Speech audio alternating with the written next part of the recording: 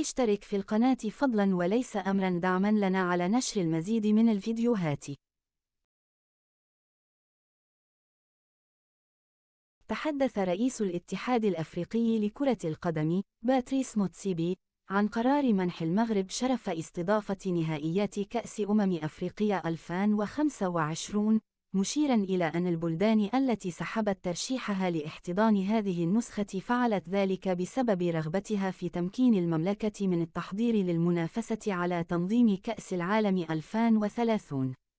وقال موتسيبي في الندوة الصحفية المقامة بمقر الكاف في القاهرة: كان اجتماعا رائعا بين قادرة الكرة الأفريقية وأعضاء اللجنة التنفيذية للاتحاد الأفريقي، وكانت هناك كذلك نقاشات مهمة وتجاذب صحي.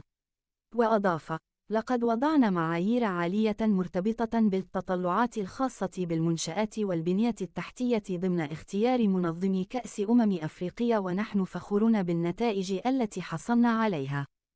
كان هناك انسحاب لجميع البلدان من المنافسة على استضافة نسخة 2025 لتمكين المغرب من التحضير للمنافسة على تنظيم كأس العالم 2030، يستطرد رئيس الجهاز الوصي على الكرة الأفريقية.